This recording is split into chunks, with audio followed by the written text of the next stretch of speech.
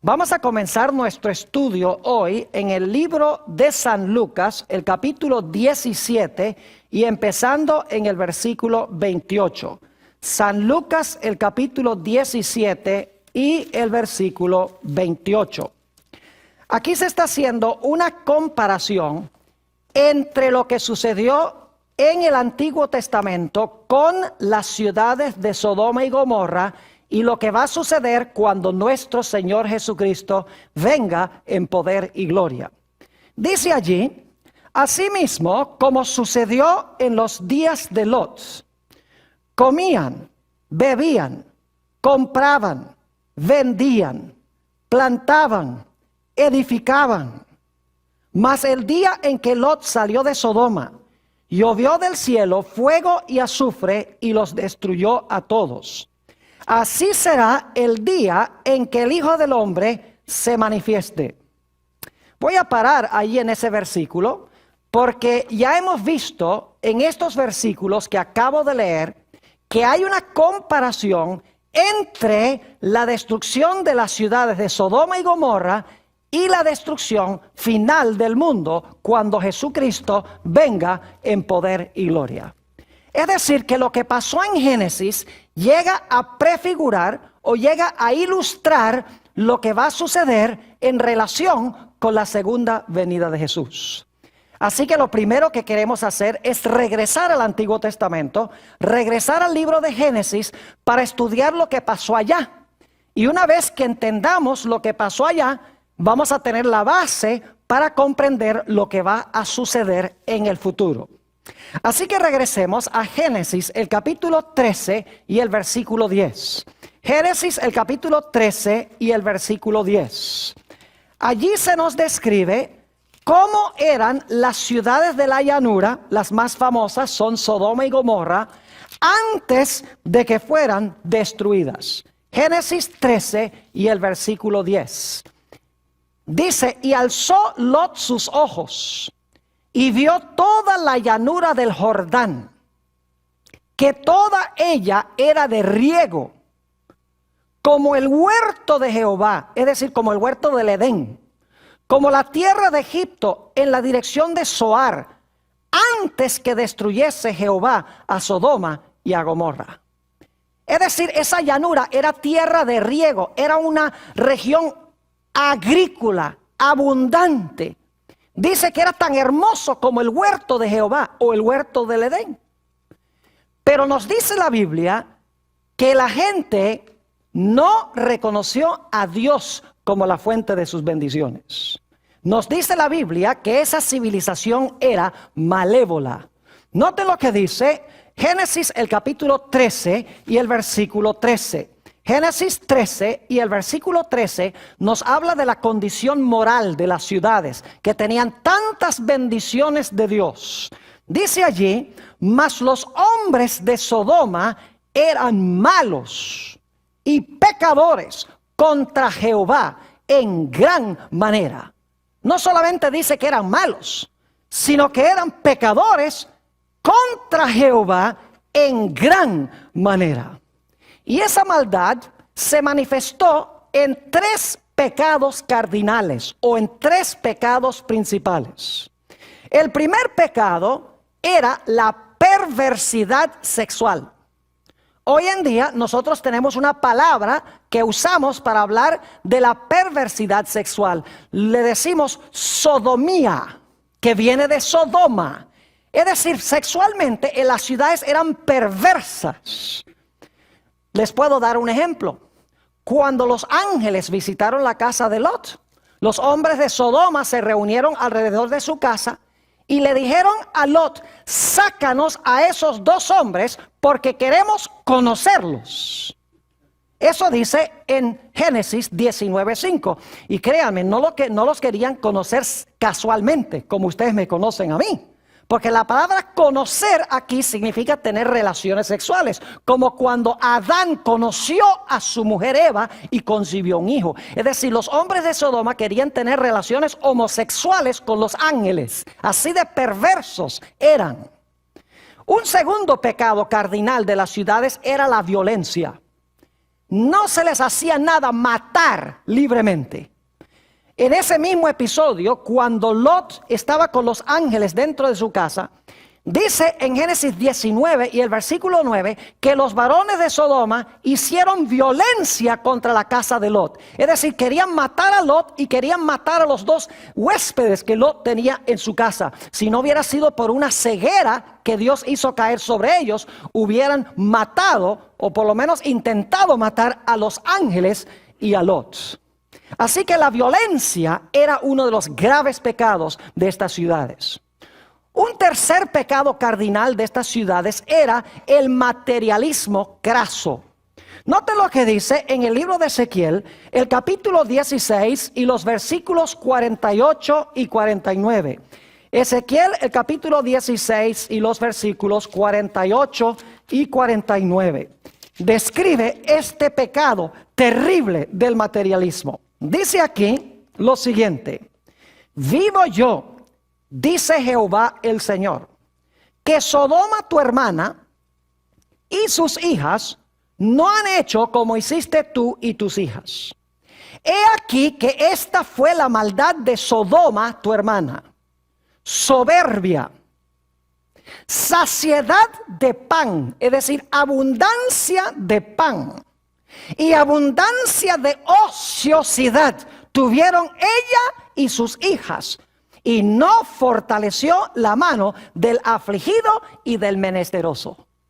Es decir, tenían abundancia de pan, abundancia de ociosidad, pero usaban sus bienes no para ayudar, como dice aquí al afligido y al menesteroso. Eran egoístas con sus posesiones. Querían vivir cómodos, querían vivir ociosos, abundancia de pan, sin reconocer la necesidad de sus prójimos y sin reconocer a su Creador.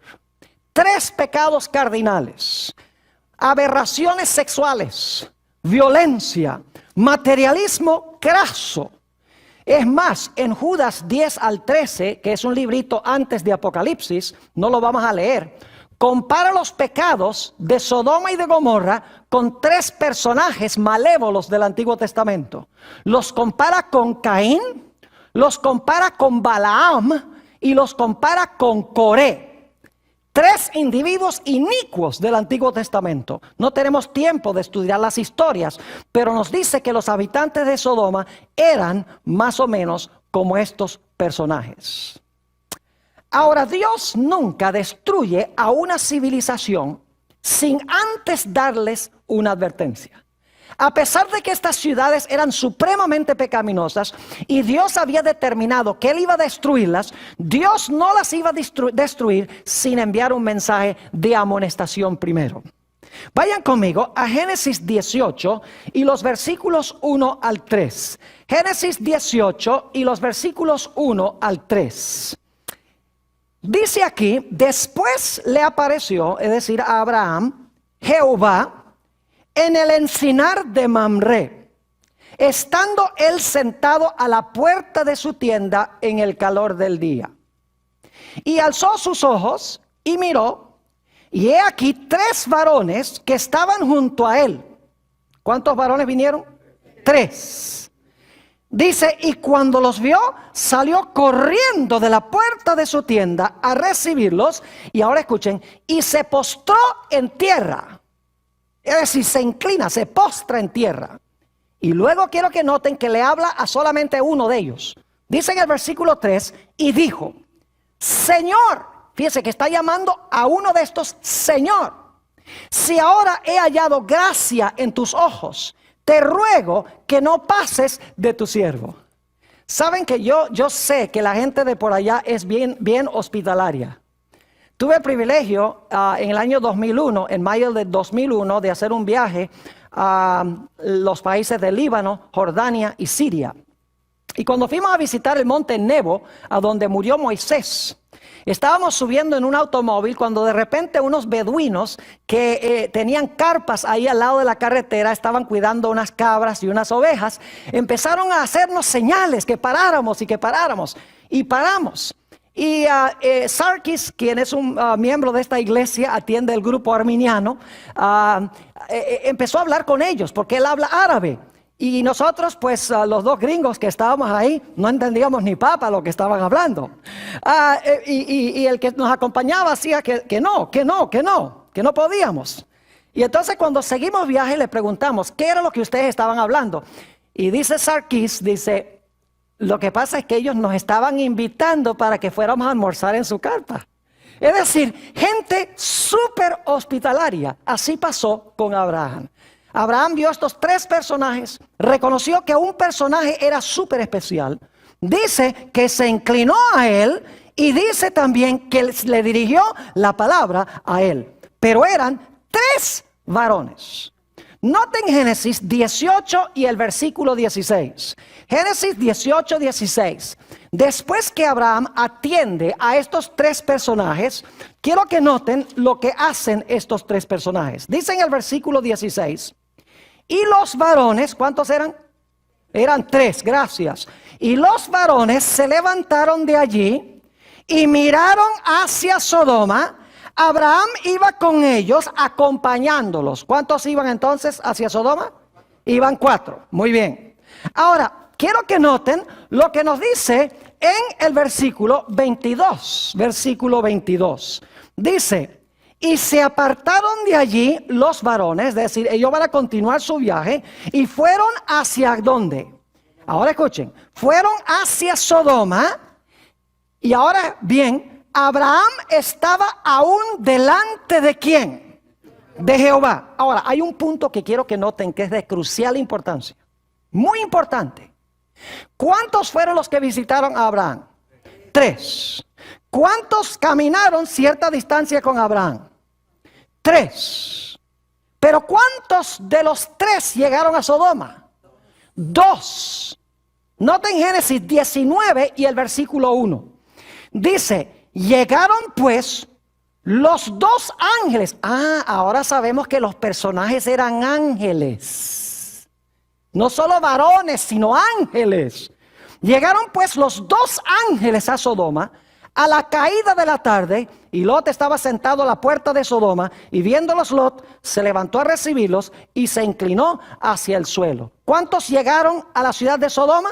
Llegaron solamente 2. ¿Cuántos llegaron a Abraham? A Abraham llegaron 3. Inmediatamente uno se pregunta, ¿qué sucedió con el otro?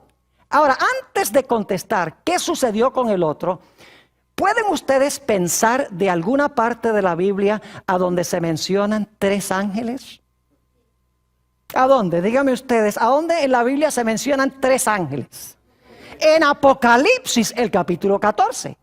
Así que si ustedes leen aquí que vienen 3 varones y descubren que son ángeles, inmediatamente debe levantarse la curiosidad y decir, ¿será que hay alguna conexión entre esta historia en Génesis y con Apocalipsis el capítulo 14? Y vamos a ver que sí hay una conexión estrecha entre Apocalipsis 14 y Génesis 18. Ahora, ¿qué pasó con el otro personaje? ¿Y quién era el otro personaje? Bueno, regresemos otra vez al versículo 22. Dice, y se apartaron de allí los varones. ¿Cuántos varones fueron a Sodoma finalmente? 2. Y dice, y fueron hacia Sodoma. Es decir, 2 fueron hacia Sodoma. Pero Abraham estaba aún delante de ¿quién? Delante de Jehová. ¿Quién era el otro personaje? El otro personaje era Jehová. Ahora, hay algo que tengo que decirles, no tengo tiempo de leer los versículos, pero en el Antiguo Testamento se identifica al ángel de Jehová como Jehová. En varios pasajes del Antiguo Testamento, el ángel de Jehová es Jehová. Es decir, que el otro personaje era el ángel de Jehová. Y Abraham se quedó delante de este ángel, podríamos decir el primer ángel. Los otros 2 se fueron a Sodoma. Ahora quiero que noten la conversación que se realiza entre Abraham y este ángel, este primer ángel. Génesis 18 y el versículo 22. Génesis el capítulo 18 y el versículo 22. Dice, y se apartaron de allí los varones y fueron hacia Sodoma, pero Abraham estaba aún delante de Jehová. Y se acercó a Abraham y dijo, ¿destruirás también al justo con el impío? Es decir, vas a destruir, cuando destruyes a Sodoma y Gomorra, vas a destruir a los buenos y a los malos juntos. Versículo 24. Quizá haya 50 justos dentro de la ciudad. ¿Destruirás también y no perdonarás al lugar por amor a los 50 justos que están dentro de él? Ahora escuchen, importante este versículo. Lejos de ti el hacer tal, que hagas morir al justo con el impío, y que sea el justo tratado como el impío. Nunca tal hagas. El juez de toda la tierra no ha de hacer lo que es justo. ¿Qué es lo que quiere Abraham que haga Jehová? Quiere, antes de destruir las ciudades, quiere que separe a quienes, a los justos de los injustos. Quiere que se haga una obra de juicio, porque dice, no hará el juez de toda la tierra lo que es justo. Es decir, este primer ángel es un ángel que tiene que ver con juicio, con separar a los buenos de los malos, para que cuando venga la destrucción, los justos no sean destruidos. ¿Con quiénes? Con los injustos. Es decir, el mensaje de ese primer personaje es un mensaje de juicio. Voy a separar a los justos de los injustos, porque luego en la conversación dice eso. Voy a separar a los justos de los injustos. El justo no perecerá con el injusto. Primer mensaje. Pero quiero que noten que en la ciudad de Sodoma hay un segundo mensaje de un segundo ángel. Noten lo que dice Génesis 19 y el versículo 12 y 13. Génesis 19 y los versículos 12 y 13. Interesantísimo esto. Dice allí lo siguiente. Y dijeron los varones a Lot, en realidad es uno el que está hablando, pero se le atribuye a los dos, dice, y dijeron los varones a Lot, ¿tienes aquí alguno más? Yernos, y tus hijos, y tus hijas, y todo lo que tienes en la ciudad. ¿Qué dicen que hay que hacer? Sácalo de este lugar, porque vamos a destruir este lugar. Por cuanto el clamor contra ellos ha subido de punto delante de Jehová, por tanto Jehová nos ha enviado para destruirlo. Es decir, salgan de aquí, porque por la maldad vamos a destruir esta ciudad. Noten el versículo 14. Entonces salió Lot y habló a sus yernos, los que habían de tomar sus hijas, y les dijo, levantaos, salid de este lugar, porque Jehová va a destruir esta ciudad. Mas pareció a sus yernos como que se burlaba. ¿Cuál es el mensaje segundo que se da después del mensaje del juicio aquí en Génesis? Se da el mensaje de que por la pecaminosidad de las ciudades, los que se quieren salvar tienen que ¿qué? Tienen que salir de las ciudades inicuas. Pero hay un tercer mensaje, y es que si no salen, va a haber un castigo terrible que va a caer. Note lo que dice en Génesis, el capítulo 19 y el versículo 24. Génesis 19 y el versículo 24. Y quiero que noten la terminología muy cuidadosamente. Aquí está hablando ya de la destrucción de las ciudades. Dice, entonces Jehová hizo llover sobre Sodoma y sobre Gomorra azufre y fuego de parte de Jehová desde los cielos. ¿Dónde se originó el fuego? Se originó con Jehová, ¿dónde? En los cielos. Eso es muy importante. Recuerden eso. ¿Y qué fue lo que Dios envió desde los cielos? Dice, azufre y ¿qué? Y fuego contra los que no ¿qué? Contra los que no salieron de la ciudad. Es decir, tenemos tres ideas conectadas con Génesis 18 y 19. En primer lugar, un juicio separando a los justos de los injustos. En segundo lugar, una invitación a salir de las ciudades inicuas o impías. Y en tercer lugar, el que no salga va a caer sobre él fuego y azufre desde Jehová que está en los cielos. Ahora, hay un dato muy interesante que sucedió antes que viniera la destrucción. Y es que en Sodoma hubo una puerta cerrada.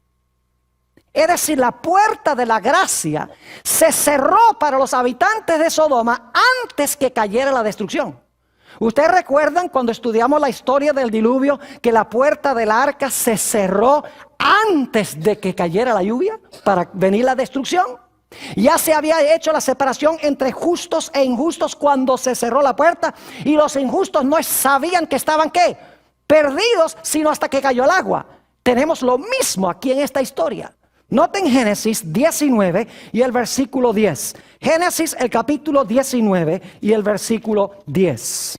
Dice aquí: entonces los varones alargaron la mano y metieron a Lot en casa con ellos. ¿Y qué hizo? ¿Qué hicieron estos personajes? Dice, cerraron la ¿qué? La puerta. Pregunto, ¿estaban ahora separados los justos de los injustos cuando se cerró la puerta? Claro que sí. Todos los malos afuera y los salvos ¿dónde? Adentro. Los que estaban afuera ya no se podían salvar, porque la puerta de su oportunidad se había ¿qué? Se había cerrado, aunque ellos no lo sabían. Como durante los 7 días la gente en el tiempo del diluvio tampoco lo sabía. Ahora quiero que notemos otra vez Génesis, el capítulo 19, el versículo 24, y luego vamos a leer también el versículo 28. Noten el versículo 24. Dice, entonces Jehová hizo llover sobre Sodoma y sobre Gomorra azufre y fuego de parte de Jehová desde los cielos. Y quiero saltar el versículo 28. Dice, y miró Abraham, y miró hacia Sodoma y Gomorra, y hacia toda la tierra de aquella llanura miró, y he aquí que el humo subía de la tierra como el humo de un ¿qué? De un horno. Fuego y azufre vino de Jehová en los cielos, cayó sobre las ciudades, y el humo de las ciudades ascendió, según dice aquí, hacia el cielo. Saben, yo he tenido el privilegio de estar en esa región del Mar Muerto, tanto en el lado israelí como en el lado jordano. Y es interesantísimo el contraste entre el Mar Muerto y el Mar de Galilea. El Mar de Galilea es un mar lleno de vida, lleno de peces, ahí pescaban los apóstoles, hay aves, la vegetación es verde, hermosa, es algo lindo. Pero cuando uno va al Mar Muerto, que no queda muy distante, es como si hubiera un gigantesco hoyo en la tierra. Es el lugar que está más por debajo del nivel del mar en el planeta Tierra. Está a 1526 pies por debajo del nivel del mar. Como si se hubiera abierto un hoyo allí, un hueco en la tierra. Y lo interesante es que allí no hay nada vivo. No hay árboles, no hay plantas. Las aguas son súper saladas, están llenas de minerales. Uno puede bañarse ahí en el Mar Muerto y es tan salado el mar que es difícil para uno ahogarse. Yo no sé si una persona se puede ahogar ahí porque uno flota. Y no hay nada vivo dentro del mar. No hay peces, no hay ni siquiera microorganismos. Es muerto. Y recuerden que leímos que esa región era como el huerto del Edén antes que Dios la destruyera. Fue terrible lo que hizo el fuego y el azufre que descendió del cielo, que consumió esas ciudades inicuas. Y el humo dice que subió como el humo de un horno. Ahora quiero que vayamos a Judas, el versículo 7. Ese es ese librito inmediatamente antes del libro de Apocalipsis, Judas 7. Y quiero que notemos allí algo muy interesante en cuanto a la destrucción de estas ciudades. Judas 7. Y no decimos capítulo porque solamente tiene un capítulo. Así que decimos nada más el versículo. Note lo que dice el versículo 7.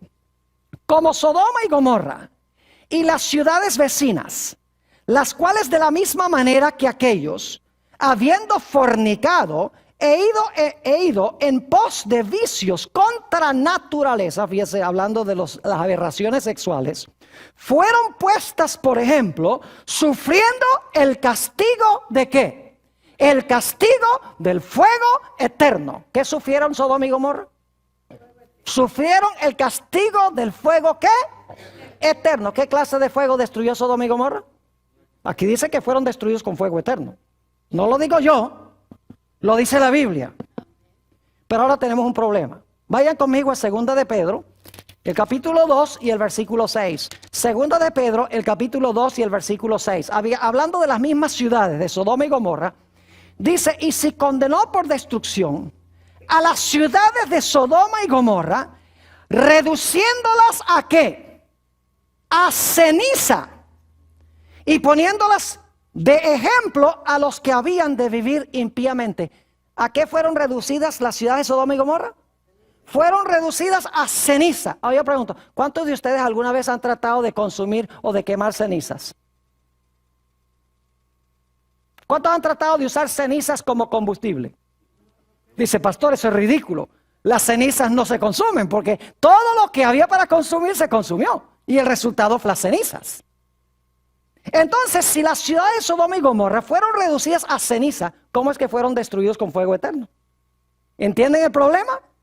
Si fueron reducidas a ceniza, no se están quemando hoy. Sin embargo, dice la Biblia que fueron destruidas las ciudades ¿con qué? Con fuego eterno. ¿Cómo entendemos este asunto? La Biblia tiene la explicación. Vayan conmigo a Deuteronomio, el capítulo 4 y los versículos 23 y 24. Deuteronomio 4 y los versículos 23 y 24. Escuchen con cuidado este asunto. Aquí Dios le advierte al pueblo de Israel: guardaos, no os olvidéis del pacto de Jehová vuestro Dios, que Él estableció con vosotros, y no os hagáis escultura o imagen de ninguna cosa que Jehová tu Dios te ha prohibido. Es decir, no practiques la idolatría. ¿Por qué razón? Versículo 24. Porque Jehová tu Dios es fuego consumidor, Dios celoso. ¿Qué es Jehová? Dice aquí que Dios, Jehová, es fuego consumidor. Jehová es fuego, según dice este texto. Ahora note lo que dice también Hebreos 12, 28 y 29. Hebreos el capítulo 12 y los versículos 28 y 29. Tiene más o menos el mismo pensamiento, pero en unas palabras un poquito diferentes. Dice allí en el versículo 28, así que, recibiendo nosotros un reino inconmovible, tengamos gratitud y mediante ella sirvamos a Dios, agradándole con temor y reverencia. Es decir, debemos servir a Dios y debemos agradarle con temor y reverencia. Ahora escuchen bien. Porque nuestro Dios es ¿qué? Nuestro Dios es fuego consumidor. Yo les pregunto, ¿por cuánto tiempo ha sido Dios un fuego consumidor? ¿Por cuánto tiempo ha sido Dios fuego consumidor? Eternamente. Entonces, ¿el fuego es qué? El fuego es eterno. Ahora vamos a Éxodo para que entiendan un poquito mejor todavía. Éxodo 24, 15 al 17. Porque ustedes están pensando, pastor, pero entonces Dios es un montón de llamas de fuego. No, Dios no es un montón de llamas de fuego. Pero Dios es fuego consumidor. Se usa el fuego como un símbolo de Dios para algo. Éxodo 24 y noten el versículo 15. Éxodo 24 y el versículo 15. Y vamos a leer hasta el versículo 17. Dice aquí: entonces Moisés subió al monte y una nube cubrió el monte. Gracias a Dios que una nube cubrió el monte, porque si no el pueblo hubiera muerto todo. Ahora escuchen bien.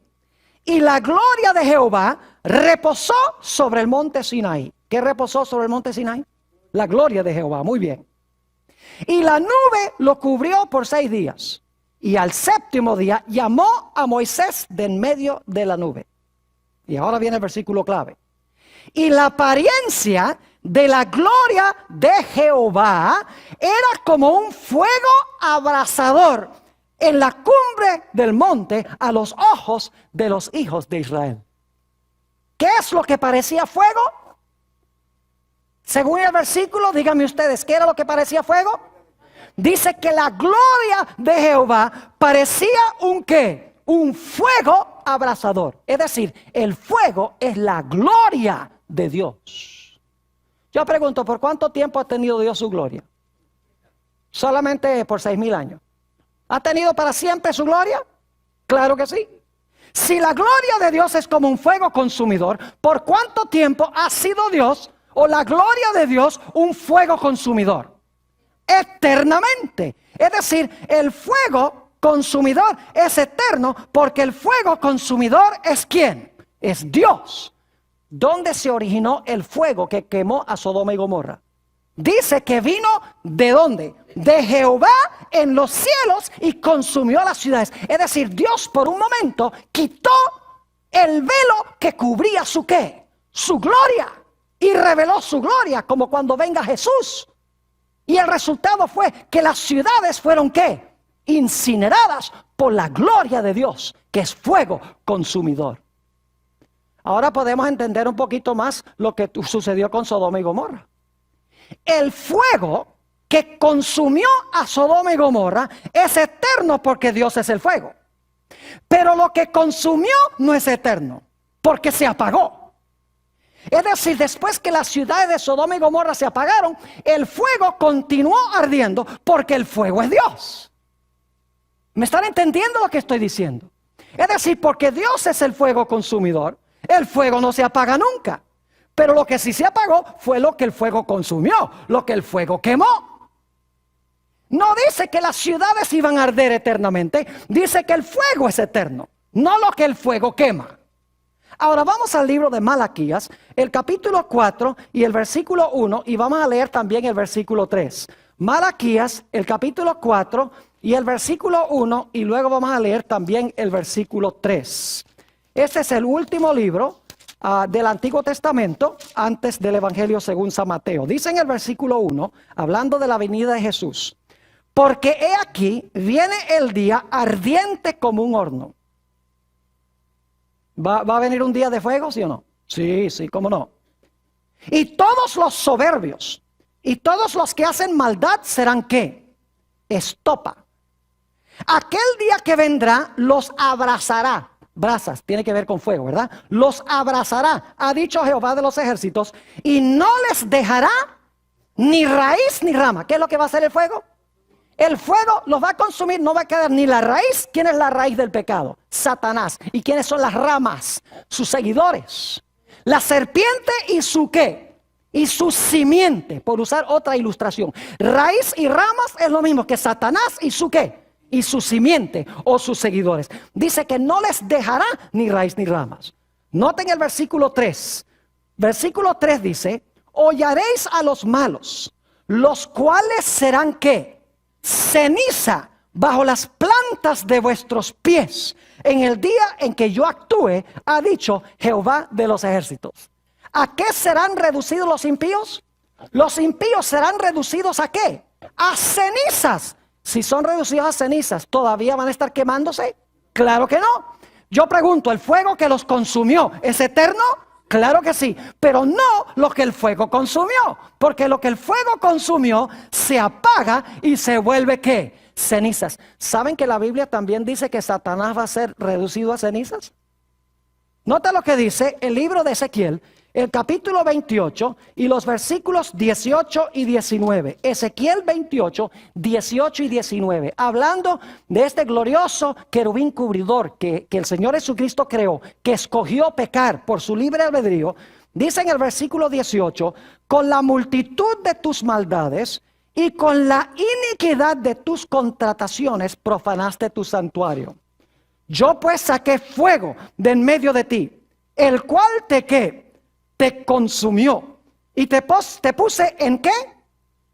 Te puse en ceniza sobre la tierra a los ojos de todos los que te miran. Todos los que te conocieron de entre los pueblos se maravillarán sobre ti.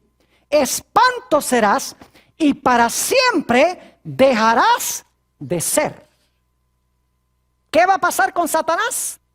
¿Será reducido a qué?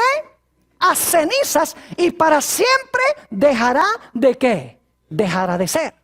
Ahora noten, segunda de Tesalonicenses 1, 7 al 9. Segunda de Tesalonicenses, el capítulo 1 y los versículos 7 al 9. Está hablando aquí de la segunda venida del Señor Jesucristo. Y quiero que noten la terminología. Dice en el versículo 7, hablando de los que son perseguidos, de los hijos de Dios: y a vosotros, que sois atribulados, daros reposo con nosotros. Es decir, vamos a tener reposo. cuando se manifieste el Señor Jesús desde el cielo con los ángeles de su poder. ¿Y cómo se va a manifestar? ¿En qué? En llama de fuego. ¿Por qué razón? Porque Dios es ¿qué cosa? Fuego consumidor, en llama de fuego. Para dar retribución a los que no conocieron a Dios ni obedecen el evangelio de nuestro Señor Jesucristo, los cuales sufrirán pena de eterna perdición. Volvemos a eso en un momento. Excluidos de la presencia del Señor y de la gloria de su poder. ¿De qué van a ser excluidos? Van a ser excluidos, según esto, ¿de qué? De la presencia del Señor y de su ¿qué? Y de la gloria de su poder. ¿Por qué van a ser excluidos? Porque cuando Él venga, viene como fuego consumidor. Y los impíos van a ser consumidos y van a ser reducidos ¿a qué cosa? A cenizas. Y dice aquí, en el versículo 9, que sufrirán eterna perdición. Yo pregunto, cuando se pierdan, ¿van a quedar perdidos para siempre? ¿O va a haber algún momento en que Dios va a decir, bueno, vamos entonces a tomar las cenizas y vamos a hacerlos de nuevo? Yo pregunto, ¿la pena es eterna? ¿El castigo es eterno? ¿Seguirán siendo para siempre cenizas? ¿Nunca tendrán resurrección? Claro que sí. La pena o el castigo es ¿qué? Es eterno. No en el proceso del castigo, sino el resultado del castigo es eterno. El fuego los consume y quedan castigados para siempre, porque son reducidos ¿a qué? Reducidos a ceniza. Es interesante notar que en 1 de Timoteo 6:16 se nos dice que Dios habita en luz inaccesible y que ninguno de los hombres ha visto ni puede ver en su condición pecaminosa. Ahora podemos entender un poco más esos versículos que para muchas personas son confusos, donde dice, por ejemplo, en San Mateo el capítulo 25, el 41, dice que los impíos serán castigados con un castigo eterno. No hay problema, porque son consumidos, se vuelven cenizas y el castigo dura para siempre, porque nunca van a resucitar.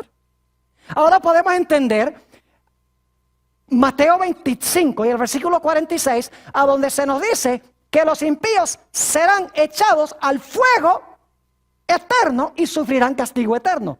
No dice que ellos se van a consumir eternamente, sino que el fuego al cual son echados es eterno. No son ellos los eternos que se están quemando, sino el fuego que los consume es eterno, porque el fuego es ¿quién? El fuego es Dios. ¿Están entendiendo lo que estoy diciendo?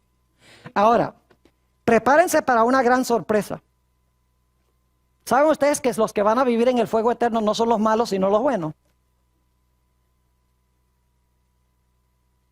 Las iglesias lo tienen al revés. Dicen, los malos van a estar en las llamas, quemándose y revolcándose para siempre.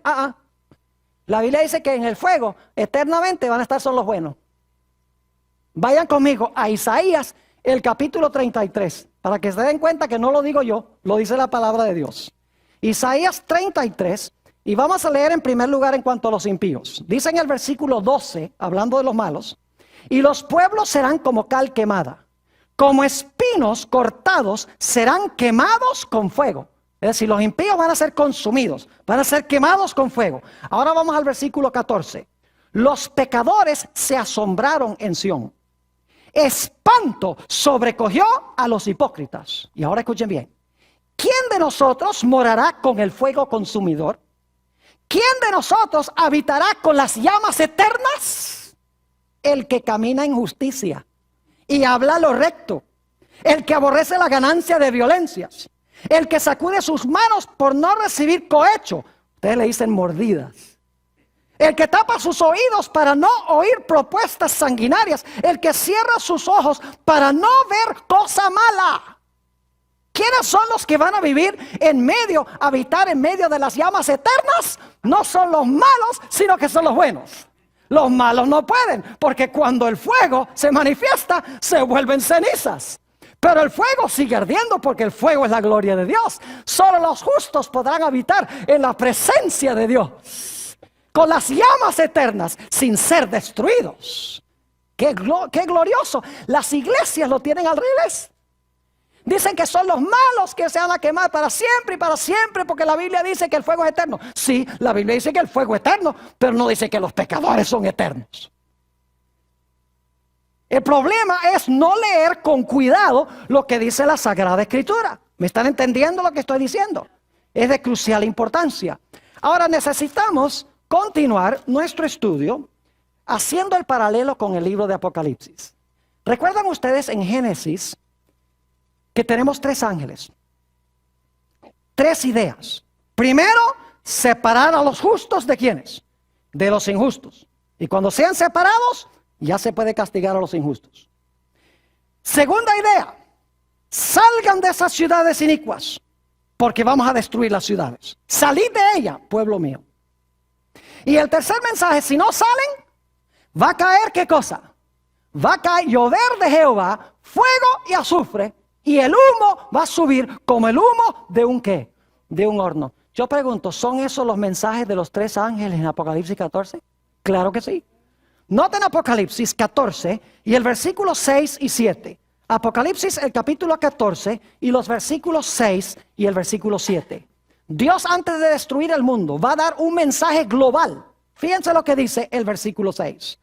Vi volar por en medio del cielo a otro ángel que tenía el evangelio eterno para predicarlo a los moradores de la tierra, a toda nación, tribu, lengua y pueblo. ¿Es global el mensaje? ¿Es universal? ¿Cómo no?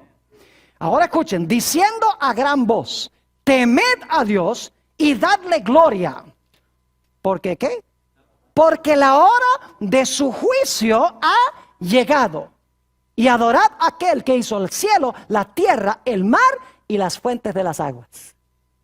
¿Cuál es el mensaje del primer ángel que va a todo el mundo? La hora de su juicio ¿qué? Llegó. La hora de separar a los justos ¿de quiénes? De los injustos. Porque va a venir fuego y azufre del cielo.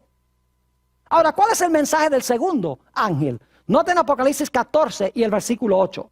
Dice, otro ángel le siguió diciendo, ha caído Babilonia, que sería equivalente a Sodoma. Ha caído Babilonia, la gran ciudad, porque ha hecho beber a todas las naciones del vino del furor de su fornicación. Vamos un momento al capítulo 18 para que ustedes se den cuenta que con este mensaje hay una invitación para salir de Babilonia. Dice en el capítulo 18 y el versículo 1, después de esto vi a otro ángel descender del cielo con gran poder y la tierra fue alumbrada con su gloria. Y clamó con voz potente diciendo, ha caído la gran Babilonia. Y se ha hecho habitación de demonios y guarida de todo espíritu inmundo y albergue de toda ave inmunda y aborrecible. Y luego vamos a saltar al versículo 4. Y oí otra voz del cielo que decía, ¿qué cosa? Salid de ella, pueblo mío, para que no seáis partícipes de sus pecados, ni recibáis parte de sus plagas. ¿Cuál es el segundo mensaje? Ha caído Babilonia como Sodoma había caído. Salgan de allí, pueblo mío, para que no caiga sobre ustedes la destrucción. ¿Y saben cuál es el mensaje del tercer ángel? El mensaje del tercer ángel es, si no sales, Apocalipsis 14, 9 al 11, no lo vamos a leer, ustedes lo pueden leer. Dice, si no salen de Babilonia, va a caer sobre ustedes, ¿qué cosa? Fuego y azufre. Y el humo de su incendio subirá ¿qué? Por los siglos de los siglos, que es una mejor traducción. Porque los impíos se van a quemar mucho tiempo. No voy a entrar en eso. Y Satanás se va a quemar más que todos.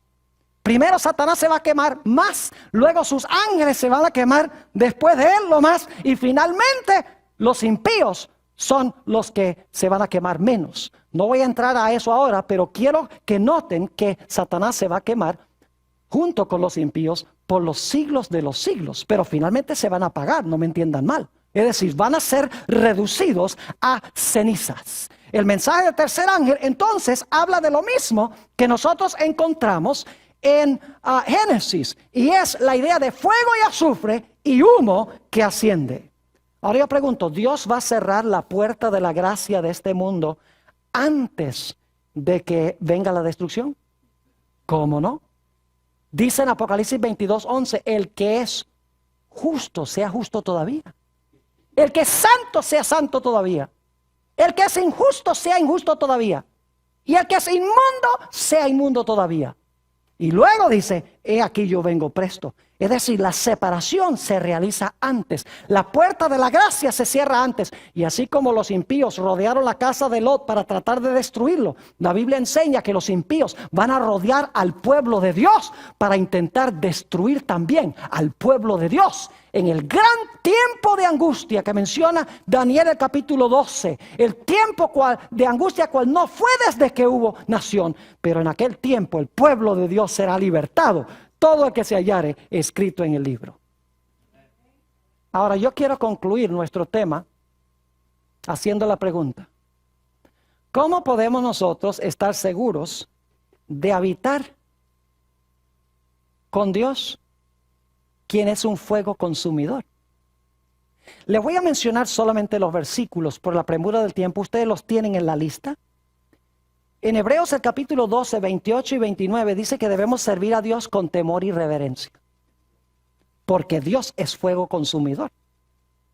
Mateo 5 y el versículo 8, ese ni siquiera tenemos que buscarlo porque es una de las bienaventuradas. Mateo 5, 8 dice: bienaventurados los de ¿qué? Los de limpio corazón, porque ellos ¿qué?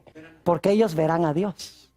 ¿Qué tenemos que tener para ver a Dios? Cuando venga, necesitamos tener limpio corazón. Y saben que en Isaías el capítulo 33, si van conmigo un momento allí, Isaías 33 y el versículo 17, después de decirnos quiénes van a habitar en medio del fuego devorador, nos dice algo muy interesante. Dice en el versículo 17: tus ojos verán al Rey en su ¿qué? En su hermosura. Verán la tierra que está lejos. ¿Y saben cuál es esa tierra que está lejos? Esa tierra que está lejos es el cielo, a donde habita el Rey, a donde habita Dios. Noten también lo que nos dice en Primera de San Juan, el capítulo 3 y el versículo 1 al 3. Primera de San Juan, el capítulo 3 y el versículo 1 al 3, sobre la preparación necesaria que tenemos que tener para pararnos victoriosamente cuando Jesús venga. Dice allí en el versículo 1: mirad cuál amor nos ha dado el Padre, para que seamos llamados hijos de Dios. Por esto el mundo no nos conoce, porque no le conoció a Él. Amados, ahora somos hijos de Dios, y aún no se ha manifestado lo que hemos de ser. Pero sabemos que cuando Él se manifieste, seremos semejantes a Él, porque le veremos tal como Él es. Fíjense otra vez la idea de ver. Bienaventurados los de limpio corazón, porque ellos verán a Dios. Dice en Isaías 33, los que habitan en el fuego, dice, verán al Rey en su hermosura. Aquí dice, pero sabemos que cuando Él se manifieste, seremos semejantes a Él, porque le veremos tal cual es. ¿Y qué debemos hacer? Versículo 3. Dice, y todo aquel que tiene esta esperanza en Él, ¿qué debe hacer? Se purifica a sí mismo, así como también Él es ¿qué? Puro. Es decir, para verlo necesitamos pasar por un proceso de ¿qué? De purificación. Tenemos también Hebreos 12:14, donde dice, seguid la paz con todos y la santidad, sin la cual nadie verá al Señor. Es decir, la idea de desarrollar un carácter santo semejante al de Jesús.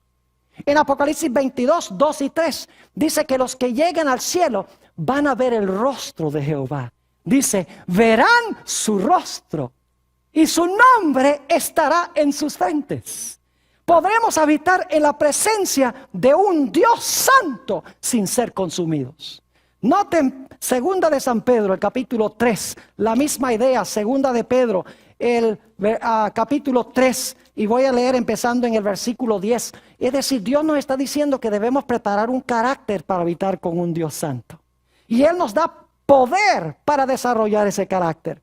Dice en el versículo 10, pero el día del Señor vendrá como ladrón en la noche, en el cual los cielos pasarán con grande estruendo, y los elementos ardiendo serán deshechos, y la tierra y las obras que en ellas hay serán quemadas. Puesto que todas estas cosas han de ser deshechas, siendo que Dios va a consumir todo, ahora dice, ¿cómo no debéis vosotros andar en santa y piadosa manera de vivir? Como todo va a ser deshecho, todo va a ser quemado, debemos vivir ¿cómo? Piamente. Versículo 12. Esperando y apresurándoos para la venida del día de Dios, en el cual los cielos encendiéndose serán deshechos y los elementos siendo quemados se fundirán.